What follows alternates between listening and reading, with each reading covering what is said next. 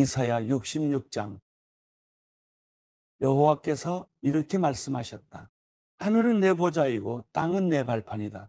그런데 너희가 나를 위해 어디에 집을 짓겠다는 말이냐? 어디에서 나를 쉬게 한단 말이냐? 이 모든 것이 내가 손수 만든 것이 아니냐? 그래서 이 모든 것이 내 것이 아니냐? 여호와의 말씀이다. 내가 국어 보는 사람은 학대를 받아서 괴로워하는 사람, 마음이 찢어지고 깨진 사람, 내 말이라면 벌벌 떠는 사람이다. 그러나 소를 잡아 들이는 사람은 사람을 죽이는 사람과 다름이 없고, 양을 잡아 들이는 사람은 개의 목을 꺾는 사람과 다름이 없다. 곡식 제사를 드리는 사람은 돼지의 피를 바치는 사람과 다름이 없고, 분향을 드리는 사람은 우상 앞에 무릎을 꿇는 사람이나 다름이 없다. 이렇게 제각각 자기 식대로 마음을 먹고 가증한 것들을 좋아했다. 그래서 나도 그들을 괴롭히기로 마음을 먹고 그들이 무서워하는 것을 그들에게 가져갈 것이다. 내가 불러도 그들이 대답하지 않았고 내가 말해도 그들이 듣지 않았다. 그들이 내 눈에 거슬리는 일을 했을 뿐 아니라 내가 싫어하는 집만 골라서 했기 때문이다. 여호와의 말씀을 들으라. 너희는 그분의 말씀에 떨고 있구나. 너희를 미워하는 너희 형제는 내 이름을 부른다는 이유로 너희를 따돌리면서 어디 한번 여호와께서 영광을 드러내셔서 너희가 기뻐하는 모습을 좀 보자꾸나 하고 비꼬아 말하지만 그들이 도리어 부끄러움을 당할 것이다. 성읍에서 아우성 소리가 난다. 성전에서도 소리가 들린다. 이것은 여호와께서 그분의 원수들에게 그들이 받아 마땅한 대로 안갚음하시는 소리다. 시온은 진통이 시작되기도 전에 이미 나았고 상고가 덮치기도 전에 아이를 낳았다. 누가 이런 일을 들은 적이 있느냐? 누가 이런 일을 본 적이 있느냐? 어떻게 땅이 하루 만에 생기고 한 민족이 순식간에 생겨나겠느냐? 그러나 시온은 진통이 시작되자마자 아이들을 낳고 있구나. 내가 아이를 갖게 하려고 하는데 어떻게 아이를 낳게 하지 않겠느냐? 여호와께서 말씀하신다. 내가 아이를 낳게 하려고 하는데 어떻게 나오지 못하게 태를 닫겠느냐? 내 하나님께서 말씀하셨다. 예루살렘을 사랑하는 사람들아, 그 성읍과 함께 기뻐하고 즐거워하라. 예루살렘을 두고 슬퍼하던 사람들아, 그 성읍과 함께 매우 기뻐하라. 너희는 젖을 빠는 것처럼 그 위로하는 품에서 만족할 것이고 젖을 깊이 빠는 것처럼 그 넉넉함에 기뻐할 것이다. 여호와께서 이렇게 말씀하셨다. 보라, 내가 예루살렘에 평화를 강물처럼 흐르게 하고 여러 나라의 재물을 범람하는 시내처럼 넘치게 하겠다. 너희는 그 성읍의 젖을 빨고 그 품에 안기며 그 무릎에서 응석을 부릴 것이다. 어머니가 자기 아이를 위로하듯이 내가 너희를 위로하겠다. 그러면 너희가 예루살렘에서 위로를 받을 것이다. 너희가 이것을 보고 마음이 흐뭇하겠고 너희의 뼈들이 무성한 풀처럼 잘 자라날 것이다. 주의 종들에게는 여호와의 손이 드러나겠지만 대적들에게는 여호와의 분노가 나타날 것이다. 보라, 여호와께서 불을 타고 오신다. 그분의 병거들은 마치 회오리 바람 같구나. 그분이 분을 내셔서 뿜으시는 콧김은 불꽃을 내뿜는 책망이 돼 보복한다. 그렇다. 여호와께서 불로 심판하시고 주의 칼로 모든 사람을 심판하실 것이니 여호와께 죽을 사람이 많을 것이다. 스스로 거룩히 구별하고 몸을 정결하게 한 뒤에 그 동산에 들어가서 돼지고기와 쥐고기와 다른 가증스러운 것을 먹는 사람들과 함께 따라다니는 사람들은 함께 끝장날 것이다. 여호와의 말씀이다. 나는 그들의 행동과 생각을 알기 때문에 때가 되면 언어가 다른 나라를 모두 모으겠다. 그러면 그들이 와서 내 영광을 볼 것이다. 내가 그들 가운데 징표를 두어서 내가 살아남은 사람들 가운데 몇몇을 다시스와 뿔과 활자비로 유명한 룻과 두발과 야왕과 내 명성을 들은 적도 없고 내 영광을 본 적도 없는 저 먼 섬들에게로 보내서 여러 나라의 내 영광을 알릴 것이다. 그러면 마치 이스라엘 백성이 깨끗한 그릇에 선물을 담아서 여호와의 성전에 드리는 것처럼 그들이 모든 나라들로부터 너희의 모든 형제들을 말과 병거와 마차와 노새와 낙타에 태워서 예루살렘에 있는 내 거룩한 산으로 데려올 것이다. 여호와께서 말씀하셨다. 내가 그들 가운데 몇몇을 뽑아서 제사장과 레위 사람으로 세우겠다. 여호와께서 말씀하셨다. 내가 만드는 새하늘과 새 땅이 내 앞에 있는 것처럼 너희의 자손과 너희의 이름도 그렇게 이어질 것이다. 여호와의 말이다. 매달 초하루와 안식일마다 모든 사람이 내 앞에 와서 내게 절할 것이다. 여호와께서 말씀하셨다. 그들이 나가서 나를 거역하던 사람들의 시체를 볼 것이다. 그들을 갉아먹는 지렁이는 죽지 않을 것이고 그들을 태우는 불도 꺼지지 않을 것이니 모든 사람이 그것을 보고 역겨워할 것이다. 마가복음 6장. 예수께서 그곳을 떠나 고향으로 가셨습니다. 예수의 제자들도 동행했습니다. 안식일이 되자 예수께서는 회당에서 말씀을 가르치기 시작하셨습니다. 많은 사람들이 그분의 말씀을 듣고 놀라며 물었습니다. 저 사람이 이런 것들을 어디서 배웠는가? 저런 지혜를 도대체 어디서 받았는가? 기적까지 일으키고 있지 않는가? 저 사람은 한남 목수가 아닌가? 마리아의 아들이고 야고보, 요셉, 유다, 시몬과 형제가 아닌가? 그 누이들도 여기 우리와 함께 있지 않는가? 그러면서 사람들은 예수를 배척했습니다. 예수께서 그들에게 말씀하셨습니다. 예언자는 자기 고향과 자기 친척과 자기 집에서는 배척당하는 법이다. 예수께서는 그저 아픈 사람들 몇 명만 안수해 고쳐주셨을 뿐 거기서 다른 기적은 일으키실 수 없었습니다. 그리고 예수께서는 그들이 믿지 않는 것에 놀라셨습니다. 그 후 예수께서 여러 마을을 두루 다니시며 말씀을 전하셨습니다. 예수께서는 12 제자를 불러 둘씩 짝지어 보내시며 더러운 귀신을 제어할 권세를 주셨습니다. 그리고 이렇게 당부하셨습니다. 여행길에 지팡이 외에는 아무것도 가져가지 말라. 먹을 것이나 자루도 챙기지 말고 전대에 돈도 넣어가지 말라.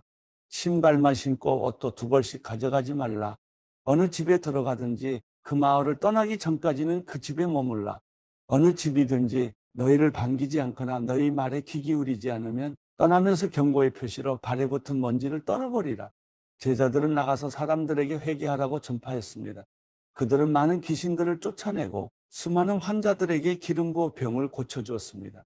예수의 이름이 널리 알려지자 헤롯 왕도 그 소문을 듣게 됐습니다. 어떤 사람들은 세례자 요한이 죽은 사람 가운데에서 살아났다.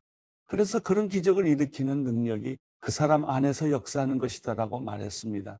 또 그는 엘리야다 하는 사람도 있었고 어떤 사람들은 그는 예언자다. 옛 예언자들 가운데 한 사람과 같은 사람이다라고 말하기도 했습니다. 이런 이야기를 듣고 헤롯이 말했습니다. 내가 목을 벤 요한이 죽은 사람 가운데서 살아났나 보다.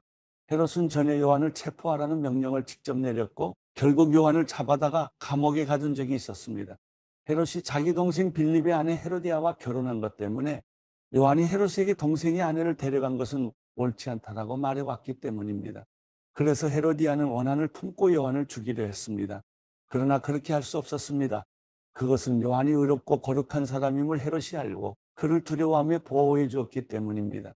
헤롯이 요한의 말을 듣고 있으면 마음이 몹시 괴로웠지만 그럼에도 그의 말을 달게 듣곤 했습니다. 그런데 때마침 좋은 기회가 왔습니다.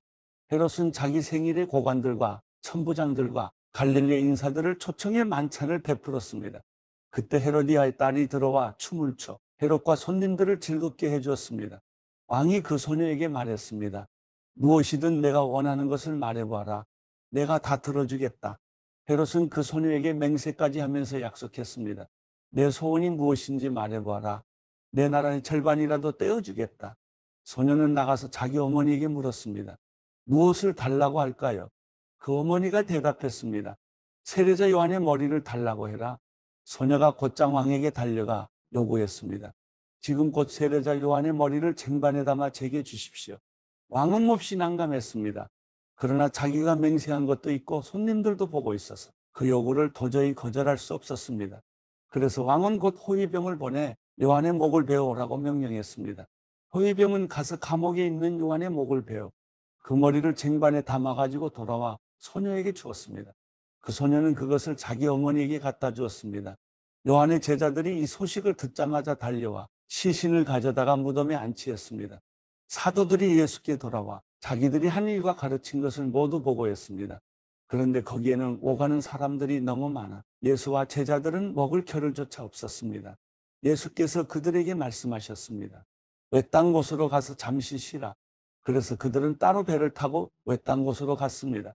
그런데 많은 사람들이 그들이 떠나는 것을 보고 그들을 알아보았습니다. 그러고는 여러 마을에서 달려나와 길을 따라 걸어가서 그들보다 그곳에 먼저 가 있었습니다. 예수께서 도착해 많은 사람들을 보시고 목자 없는 양들 같은 그들을 불쌍히 여겨 그들에게 여러 가지로 가르쳐주기 시작하셨습니다. 날이 저물어가자 제자들이 예수께 다가와서 말했습니다. 이곳은 빈들인데다 시간도 벌써 많이 늦었습니다. 사람들을 보내 가까운 마을이나 동네에 가서 각자 먹을 것을 사 먹게 하시지요.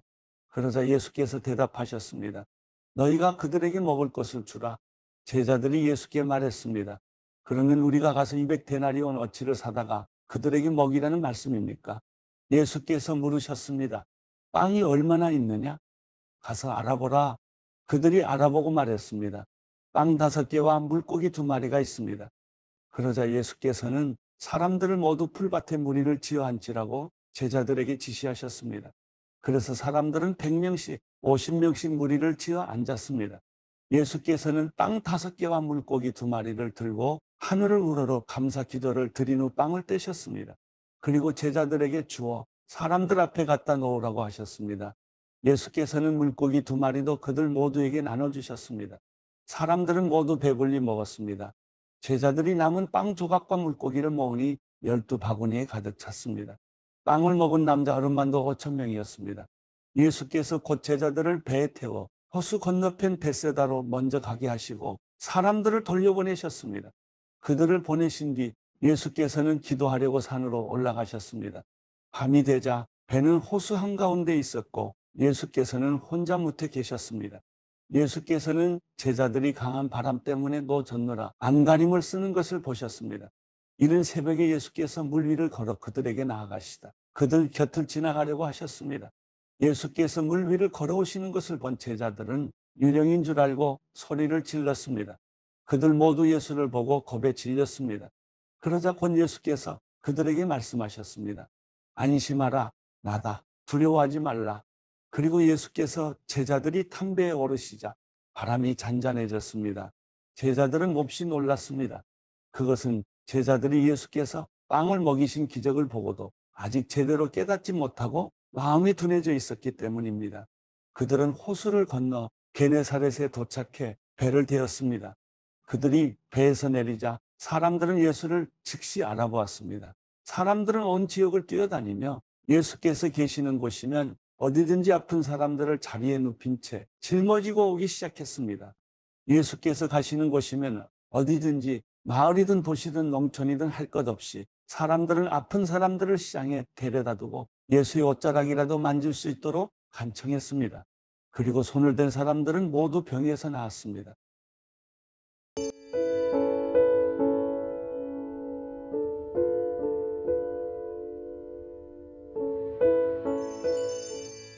시편 125편.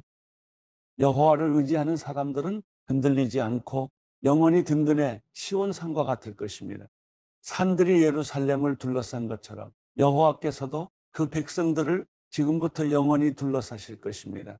의인들에게 분배된 땅 위에 악인들의 힘이 미치지 못할 것입니다. 만약 그렇다면 의인들이 악인들의 손을 빌려 악을 행할지도 모르지 않습니까? 여호와여, 선한 사람들과 마음이 정직한 사람들을 선하게 대하소서. 그러나 굽은 길로 돌아선 사람들은 여호와께서 악을 행하는 사람들과 함께 내쫓아 버리실 것입니다. 그러나 이스라엘 위에는 평강이 있을 것입니다.